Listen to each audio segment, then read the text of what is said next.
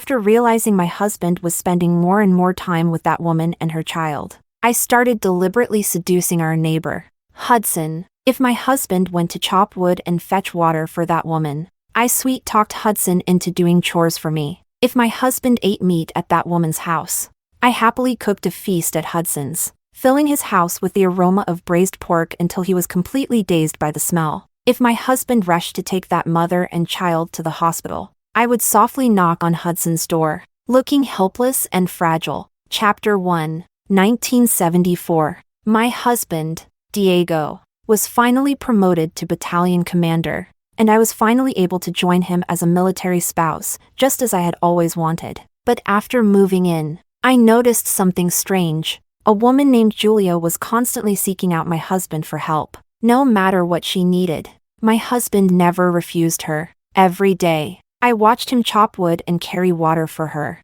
Every night, I watched him rush to take her to the hospital, running back and forth like he was her personal servant. It disgusted me, but he was a soldier. Taking care of a fallen comrade's widow seemed reasonable, but was Julia insane? Why was she always clinging to my husband? There were so many men in the compound. Why did she only ever ask him for help?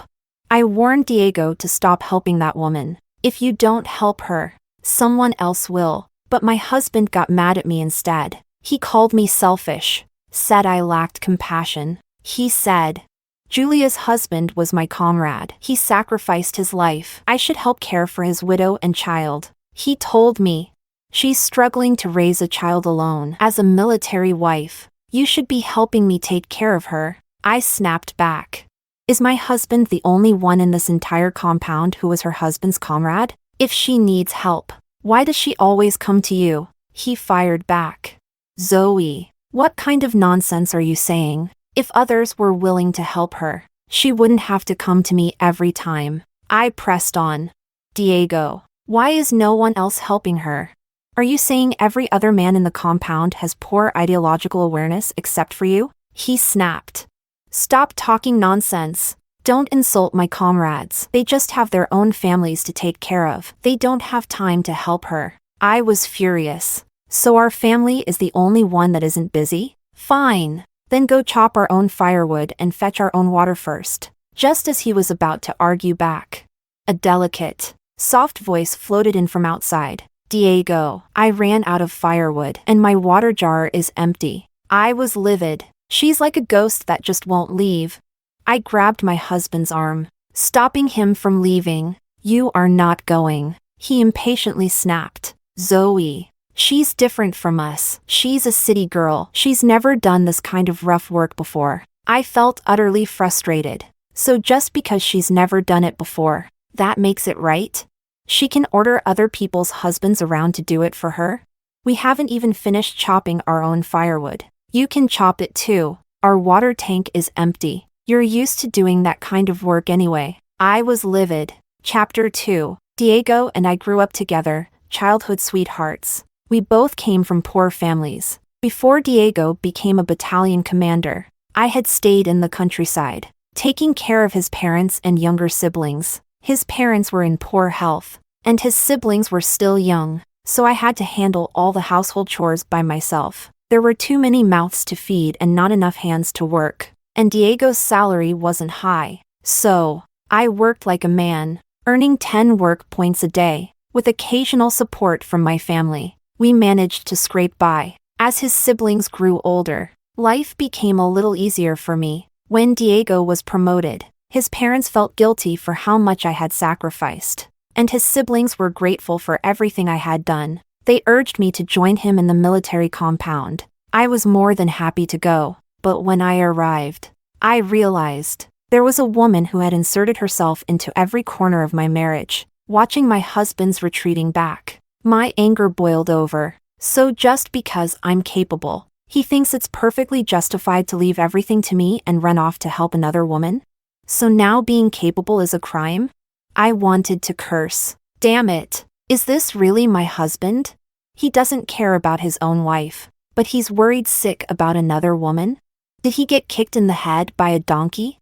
I threw down the towel in my hand and turned to knock on my neighbor Hudson's door. Hudson, Hudson was the battalion commander of the 1st unit, while Diego was in charge of the 2nd unit. He had a 7-year-old boy named Lucas, who, according to the gossiping military wives, was his adopted son, the child of a fallen comrade. He was unmarried, had an adopted son, came from the countryside, and wasn't particularly good-looking, so his marriage prospects had stalled. I knocked. Hudson, sorry to bother you. Would you mind helping me chop some firewood and fetch some water? Just enough for lunch. I can pay you. Hudson gave me a skeptical look. This woman was known as the most hardworking wife in the compound. She chopped wood, carried water, cooked, cleaned. She managed everything flawlessly. Even though she had only been here for 2 months, her reputation had already spread. Hudson had heard his comrades complain, saying,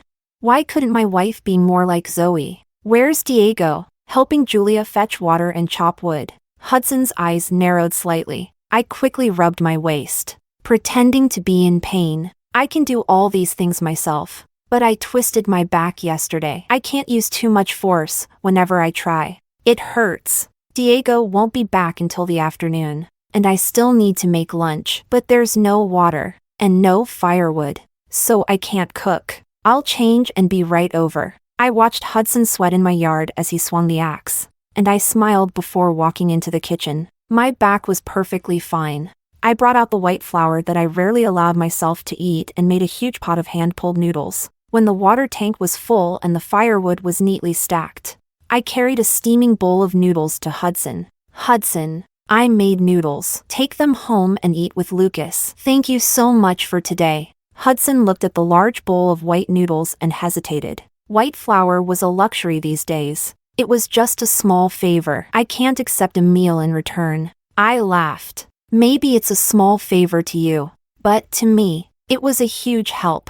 This is actually the first time since I moved here that anyone has helped me chop wood or fetch water. To be honest, I think it's exhausting. For a moment, pity flashed across Hudson's eyes. All right, then, if Diego's ever too busy to help, call me. I pretended to hesitate, then smiled sweetly. How could I possibly trouble you again, even though it's tiring? I can manage. Now hurry up and take the noodles home. Lucas must be hungry. Chapter 3. As expected, Diego only returned after lunch. Julia wanted to thank me, so she invited me to stay for lunch. Well, isn't that thoughtful of Julia? Of course. She's educated, knows how to show gratitude properly. I fumed. So, because I didn't go to school, because I wasn't educated, that meant I didn't know gratitude? Where did he get the audacity to say something like that? Since it was a rest day, Diego naturally went back to Julia's house to work for her. And I went to knock on Hudson's door again. I hesitated slightly, pretending to be a little embarrassed. Hudson, I haven't been feeling well these past couple of days. You know how it is with women, those days of the month. I can't handle any heavy work. And now, I'm out of water and firewood. The man shifted uncomfortably. Diego's helping her again? I nodded. Let's go. Then, this time, Hudson worked even faster. He finished before lunchtime and headed home. I, on the other hand, cooked a massive bowl of hand-pulled noodles with sauce. And this time, I brought it straight next door. What's this? A thank you meal. Of course. Lucas, grab a bowl. Today we're having noodles with sauce. Auntie makes the best ones. The 7-year-old boy was already drooling. With a big grin, he scampered off to grab a bowl. The man saw the child's eager expression and swallowed his refusal. It was my first time stepping into Hudson's house, and I immediately noticed how empty it was, just like the 2 men who lived here. After dinner, I casually picked up the child's clothes that had been tossed in the living room. The fabric was rough, with patches that were stitched on carelessly. I removed the crude patch and, in its place, embroidered a delicate leaf over the torn area. Auntie, you're amazing. Lucas looked at me with eyes full of admiration. You don't know how the kids in the courtyard used to laugh at me because of these ugly patches on my clothes. Just wait, now I'm going to show them whose patch looks better. I chuckled. From now on, if your clothes tear, just bring them to me. I'll fix them for you. Thank you. Auntie, You're the best. I'm going to show them right now. Watching the child change into his newly mended clothes and dash outside excitedly, I felt a warmth in my chest. But then, I noticed Hudson's gaze fixed on me. What exactly are you trying to do? I froze. Hudson, what do you mean by that? The firewood would burn even if it wasn't chopped. There was still enough water to drink, even if it was a little low, and even if you weren't feeling well. You could have waited for Diego to come back before doing all these things. I stiffened, caught off guard by his directness. How did he suddenly see through me? Was it because I was too kind to Lucas? Did he sense something? I asked. If you already knew, then why did you still help me? Hudson replied indifferently. I just thought you were pitiful. I let out a bitter laugh. So it's not just me who thinks I'm pitiful. Even you think so. Hudson, don't worry. I don't have any ulterior motives. I just wanted to experience what it's like to have a man help me with chores. And now that I've experienced it twice, I have to say, it really is nice to have a man helping out. Now that it's all out in the open, I won't trouble you again. Chapter 4. On my next day off. As always, Diego left for work early. I positioned myself near the well, watching from a distance as Hudson approached to fetch water. The moment I saw him, I quickly lifted 2 buckets and wobbled my way toward home. But just as I stepped forward, my foot caught on a rock. I stumbled forward, buckets and all, only to be caught by a pair of strong hands. Steadying myself, I quickly took a step back, putting at least a meter of distance between us. Thanks. I struggled to lift the buckets again, the carrying pole bending under the weight. After only a few steps, I heard the man say, "Put it down, I'll carry it." Stubbornly, I refused. I can do it. But Hudson didn't take no for an answer. Without a word, he took the carrying pole off my shoulders and shouldered the weight himself, watching his broad back as he walked ahead.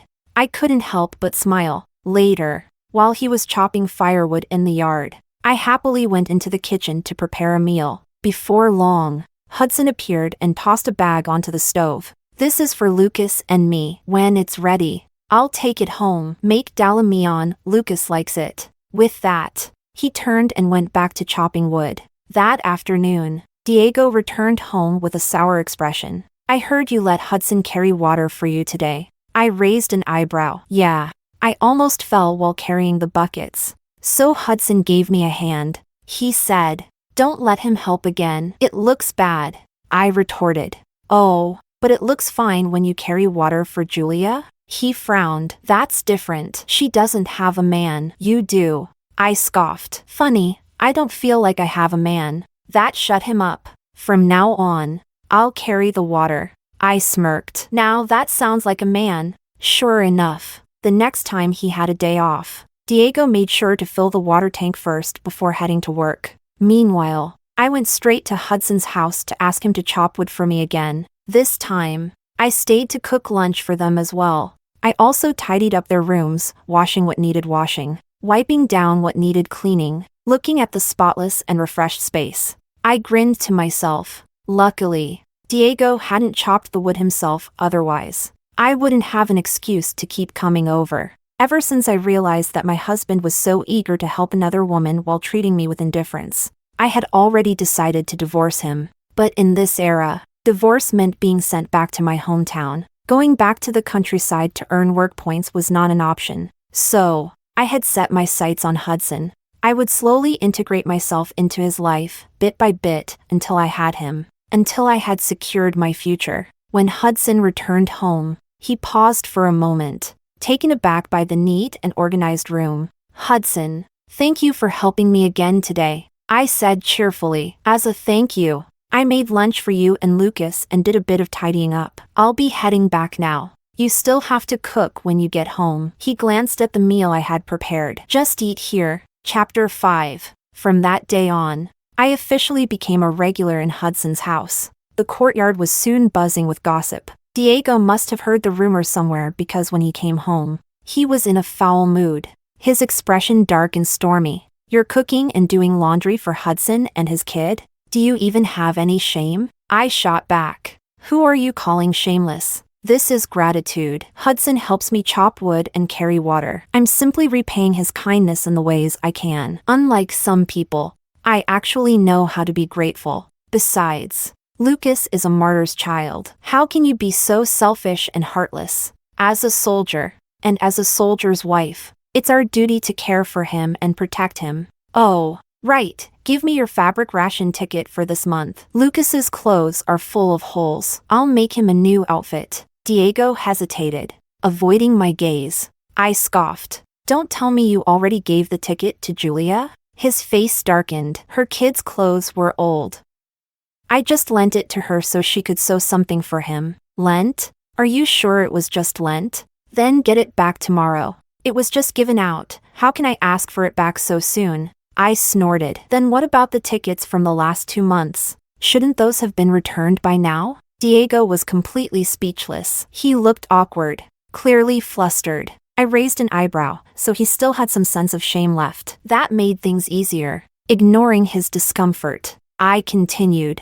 Hand over the meat ration ticket too. I'll buy some meat for Lucas, and while I'm at it, I might as well enjoy some for myself. His face turned even darker. Silent. I narrowed my eyes. Don't tell me you gave that to Julia too? Maybe it was my scornful tone that provoked him. So what if I gave my meat ration to Julia and her son? They're pitiful, barely get to eat meat once a month. Damn it. I was fuming. I'd been in this courtyard for 3 months, hadn't bought a single piece of clothing, hadn't eaten any meat, and yet all of Diego's rations had gone straight into Julia's hands. This bastard of a man. I really couldn't wait to kick him to the curb. But my next move wasn't fully secured yet. I still needed a few more days. Losing to a widow after being childhood sweethearts. I really was a fool. This dog of a man enjoyed my care while craving another woman's tenderness. Fine. Time to pick up the pace. The next day, I saw Julia carrying a slab of meat back home. Sure enough, by dinner time, Diego had been summoned to help her again. Feeling quite pleased, I headed straight to Hudson's house. When he saw me arriving at this hour, he assumed I needed something. You need something? Nope. I saw you bought some meat today. Lucas said your cooking isn't good, so I thought I'd help you cook it. Not good? Since when did Lucas get so picky? Still, he didn't argue. All right, once it's done, bring some back. You and Diego can eat too. Julia bought meat. Diego's helping her cook. I said it casually, without much emotion. But I clearly saw a flicker in Hudson's eyes, not pity, but heartache. Yes, heartache. I made hong shao rou, braised pork belly. Hudson and Lucas devoured it like it was the best meal they'd had in months. Auntie, you should eat too. Your braised pork is way better than my dad's. This is what meat should taste like. If my cooking is so bad, then don't eat it next time. Hudson muttered. Fine. I won't. Lucas huffed. I'll just bring my grain rations to Auntie and have her cook for me. I chuckled. All right, just tell me what you want to eat, and I'll make it. But Auntie doesn't have any meat. All our ration tickets go to Julia. Lucas frowned in confusion. But meat is so tasty. Why would Uncle give it away? All right. Enough talking, just eat. Hudson grumbled, stuffing another piece of braised pork into Lucas's mouth. But even as he chewed, Lucas mumbled. We have meat at home. Auntie, next time my dad buys meat, you should come cook it for us, and we'll eat together. I smiled and placed another piece of meat in Lucas's bowl. Eat more, you're still growing. Don't just watch us eat. You should eat too, Hudson said casually, placing a piece of braised pork in my bowl. I didn't refuse. Happily, I ate it. By the time I got home, Diego was already there. Where did you go? It's so late. I went to Hudson's house to eat meat. Diego was stunned. You're a grown woman. Going to another man's house just to eat meat. Don't you find that embarrassing? Oh, and you, a grown man, going to Julia's house to eat meat isn't embarrassing? I was helping her with work. She was just being grateful and insisted I stay for dinner. I couldn't refuse. I helped Hudson and Lucas cook. They insisted I stay. I couldn't refuse either. Diego was fuming. You're a married woman. Going to another man's house to cook for him, where's your dignity? I shot back. You're a married man. Going to another woman's house to do her chores, where's yours? He exploded. She's my comrade's widow. I smirked. And Lucas is a martyr's son. He was seething now. Zoe, when did you become so unreasonable? So sharp-tongued? I crossed my arms. Oh, you're using idioms now? Then you must have heard this one. If you don't break the silence with an outburst, you'll be destroyed by it. Well, I have no intention of being destroyed, so I choose to break. Hudson already felt sorry for me. That meant I was almost there. And honestly, I was too tired to keep pretending. Chapter 6. That night, someone banged loudly on our front door. Diego jolted awake, flipping upright in bed before rushing to open it. Diego, my stomach hurts. What should I do? Wait, let me get dressed. I'll take you to the hospital. The moment he stepped out the door, I sprinted to the kitchen. I grabbed a handful of chili peppers, chewed them down in one go, then gulped a ladle full of cold water. Sure enough, within minutes, my stomach was burning like fire, with my hair still damp from sweat. I knocked on Hudson's door. Hudson, my stomach hurts so much. Diego took Julia to the hospital, and I didn't know who else to go to. Can you take me? I crouched down, clutching my stomach, cold sweat dripping down my face. Wait a moment. Let me get dressed. I'll take you right away. Hudson changed quickly, then reached out to help me up. But the pain was real. I really couldn't stand. With no other choice, he bent down and carried me on his back all the way to the hospital. The doctor put me on an 4 drip immediately. Hudson, I feel much better now. Once the 4 is done, I can go back on my own. You should go home. Lucas is alone. I don't want him to be scared. Don't worry about Lucas. Just focus on yourself. He's very independent. Back when I was away on missions, he stayed home alone all the time. Even so, I already feel bad enough having you take me to the hospital in the middle of the night. Diego is here too. Can you find him? He can take me back. All right, wait here. I'll go look for him. 10 minutes later, Diego and Hudson walked into my hospital room. Diego looked surprised to see me hooked up to an 4. What happened to you? How did it get this bad? It's just a stomachache. The doctor said it's nothing serious. After the 4, I can go home. Good. Then when you're done, head back first. I'm going to check on Julia. She's in a lot of pain. With that, Diego turned and walked away. I caught the flicker of anger in Hudson's eyes. Hudson, you should go home too. I'll be fine on my own. There's not much left. I'll wait until you're done, and we'll leave together. Silently, I started crying. Tears streamed down my face without a sound. This was the first time I cried in front of Hudson. Seeing me cry, Hudson panicked. His words came out clumsy and stuttered. Why are you crying? Don't cry. Frantically, he patted his pockets, finally pulling out a handkerchief and handing it to me. I took it, but instead of stopping, my silent tears fell even harder. Hudson, tell me, what does Julia have that I don't? Why is my husband willing to do everything for her, but doesn't even care about me? Hudson looked at me, visibly uncomfortable at my sorrow. I'll go get Diego and bring him back. I quickly shook my head. Forget it. Julia has it hard too. She's a widow with a child. Let him take care of her. By the time my 4 drip finished, my stomach pain had mostly subsided. But the pain had been real. I was still weak, my legs unsteady. On the way down the stairs, I nearly fell headfirst. But luckily, Hudson caught me just in time. With no other choice, he helped support me, and I leaned against him for balance. And just at that moment, as fate would have it, we ran into Diego, who was also supporting Julia, at the hospital entrance. The moment Diego saw Hudson holding me up,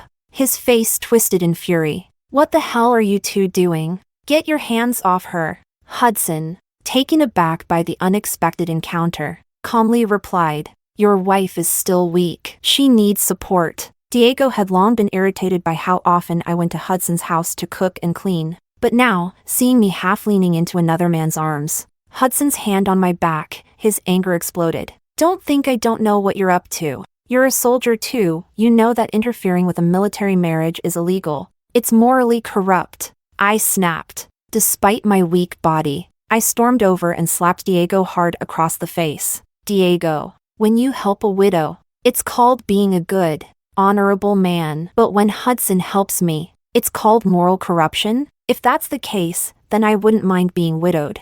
The entire area fell into a stunned silence. It took Diego a long moment before he finally processed my words. His voice trembled. Zoe, are you saying you want me to die? I scoffed. Why shouldn't I? Julia's husband died. And look how well she's living. She has a devoted man like you serving her, running around chopping wood, hauling water, doing her chores. You make sure she has clothes by giving her fabric rations. And you make sure she has meat by giving her food rations. And me? I let out a cold laugh. I have a living husband, yet I chop my own wood, haul my own water, do my own chores. I've been in this compound for over 3 months. I haven't bought a single new outfit. Haven't had a single bite of meat that you provided. I envy her. Why shouldn't I? If losing a husband means I get to live like her, then yes, I wouldn't mind being widowed. The bystanders, who had been watching with amusement, suddenly fell into dead silence. What I said shattered their worldview. It was probably the first time they'd ever heard a woman wish for her husband's death, just so she could live a better life. After a long, stunned pause, someone whispered, "This wife.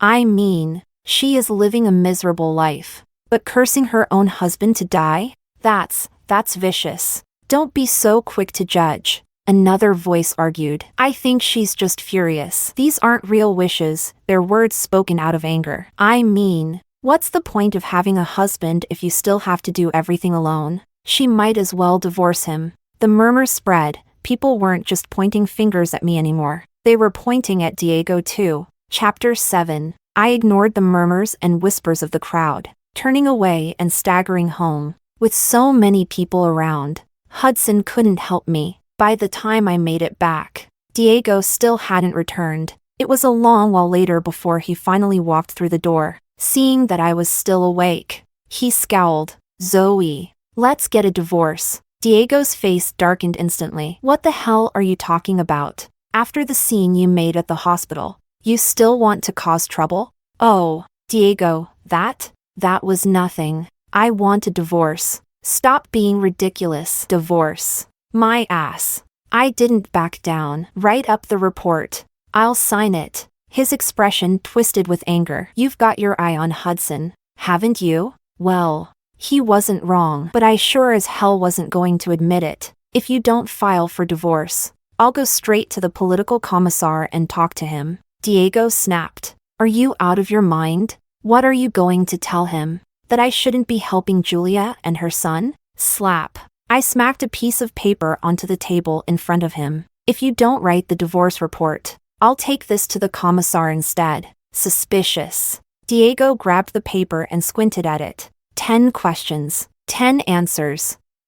What the hell is this? He started reading out loud. Question 1. Your own water tank is empty. Julia's water tank is also empty. Who do you fetch water for? Answer, Julia. Diego scoffed. This is nonsense. Of course, Julia. You're perfectly capable of fetching your own damn water. I said nothing. He kept reading. Question 2. Your own firewood is gone. Julia's firewood is also gone. Who do you chop firewood for? Answer, Julia. He snorted. Again, obviously Julia. She's a delicate city woman. She can't do that work. You know how to chop firewood just fine. I stayed silent. He kept reading. Question 3. Both Zoe and Julia need new clothes. Who gets the fabric ration? Answer, Julia. This time, Diego didn't respond, he just kept reading. Question 4. Both Zoe and Julia haven't had meat in a long time. Who gets the meat ration? Answer,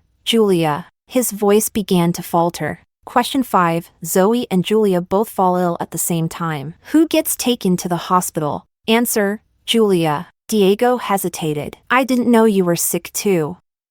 If I had known, I would have taken you to the hospital. I remained silent. Question 6. After Zoe and Julia are discharged, who do you stay with? Answer, Julia. Question 7. If Zoe and Julia both call for you, who do you rush to first? Answer, Julia. Question 8. Zoe and Julia both want to watch a movie. Who do you go with? Answer, Julia. Question 9. Who is your wife? Answer, Zoe. Question 10. How do you be a good husband? Answer: take care of Julia and her son. Make sure they don't have to do any hard labor. Let your own wife haul water and chop wood. Let Julia and her son eat meat. Let your wife eat coarse grains and vegetables. Let Julia and her son wear new clothes. Let your wife wear old ones. If Julia falls sick, stay by her side at all times. Diego's voice got quieter and quieter, until eventually, it disappeared completely. I looked at him coldly. If you don't file the divorce report,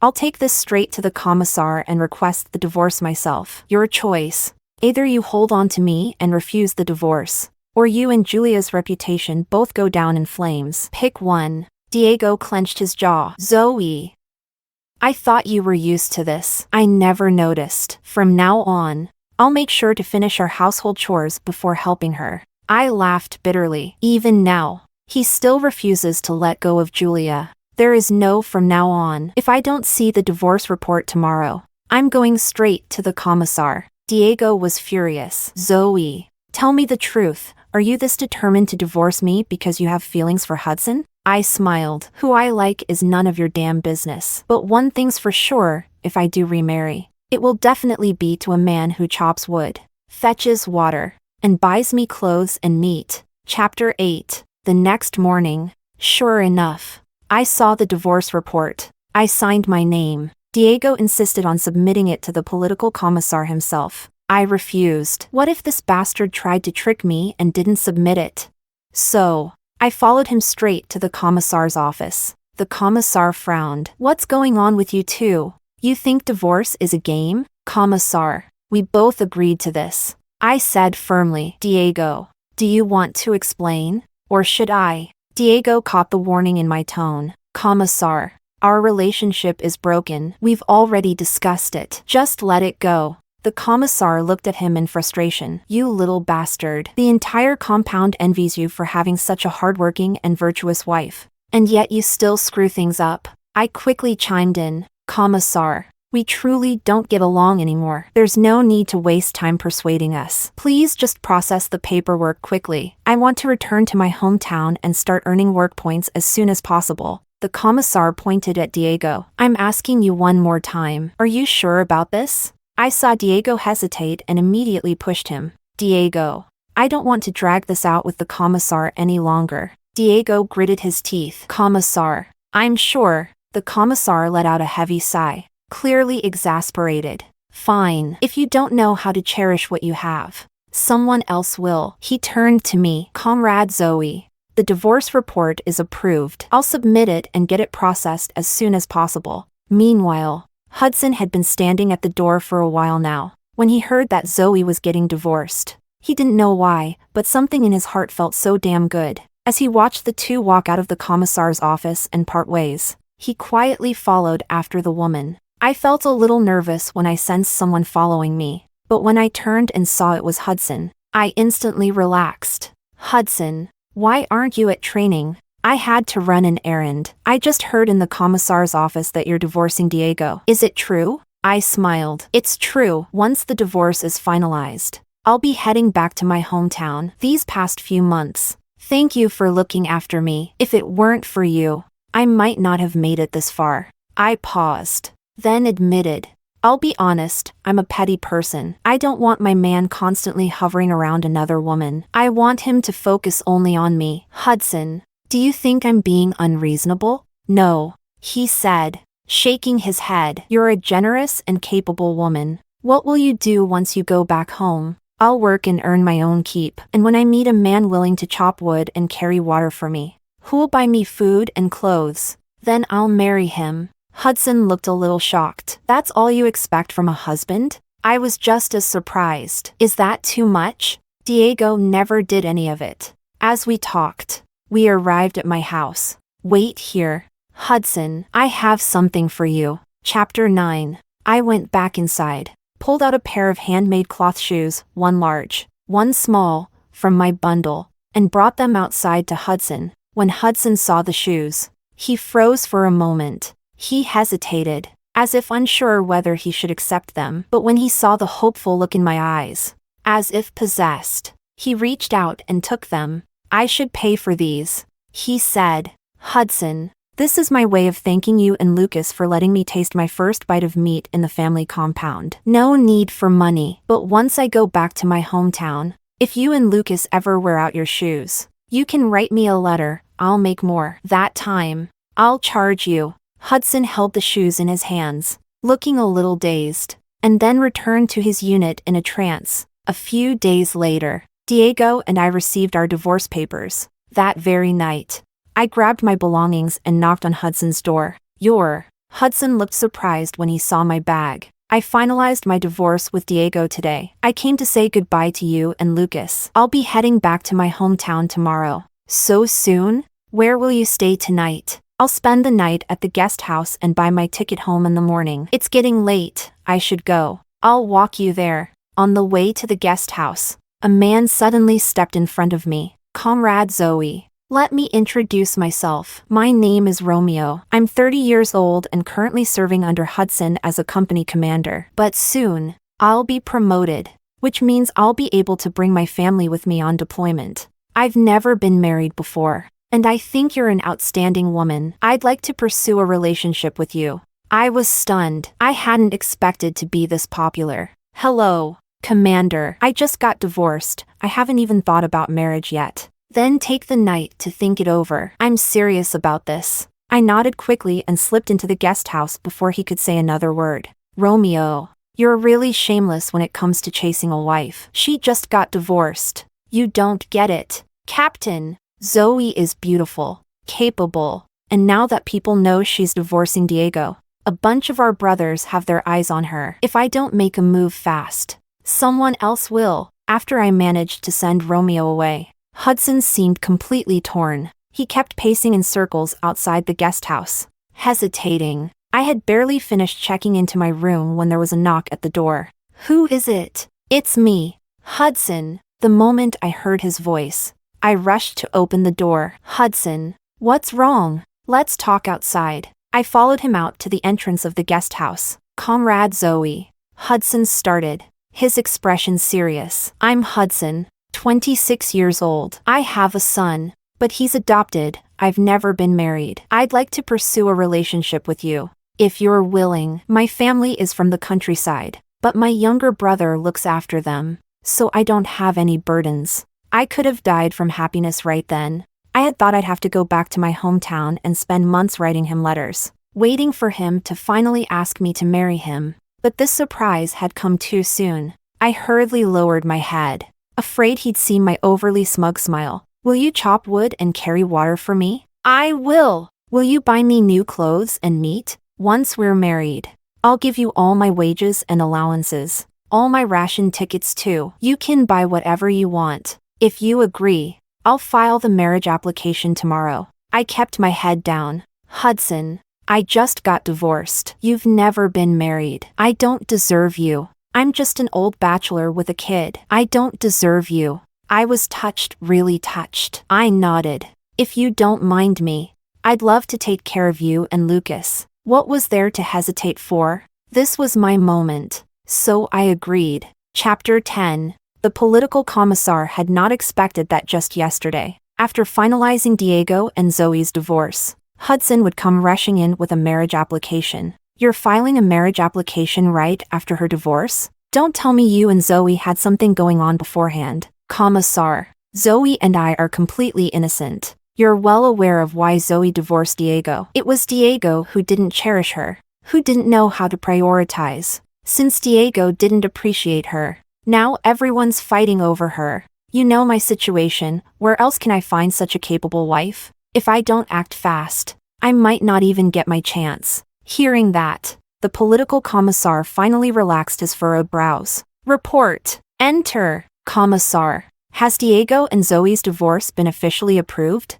Why are you asking? Commissar, you know I'm not getting any younger. I think Zoe is an excellent comrade. If their divorce has been finalized, could you help arrange a match for me? The commissar burst out laughing. You're too late. Someone already got ahead of you. What?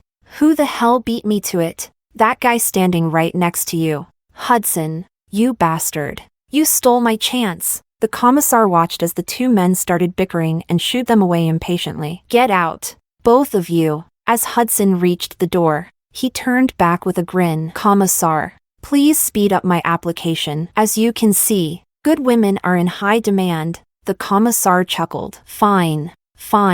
I got it. I stayed at the guest house for a week before officially registering my marriage with Hudson. Diego, upon hearing the news, was furious, but there was nothing he could do. Not long after, he and Julia also got married. Since we lived next door to each other, every little movement in either house was impossible to hide. I watched as Julia bossed Diego around, ordering him to carry water, chop wood, do the laundry, and clean the house. It was satisfying to see, but I didn't envy her. Unfortunately, good times didn't last long. Another one of Diego's comrades died in service, and his overwhelming sense of duty kicked in again. So, whenever I had free time, I would sit in my courtyard and watch the chaos unfold next door. I sighed, thinking how quickly an untouchable muse could turn into a domineering wife. Hudson was unimpressed. Why are you watching them? It'll only ruin your mood. And that's not good for the baby. Come, let's go for a walk. I smiled. Okay, but you have to hold me. A neglected wife brings trouble. A domineering wife brings even more trouble. In the years to come, Hudson steadily rose in rank. Diego, however, remained stagnant, watching Julia's increasingly resentful face. I couldn't help but sigh. Why don't women learn to be good to themselves? After all, happiness is something you have to fight for.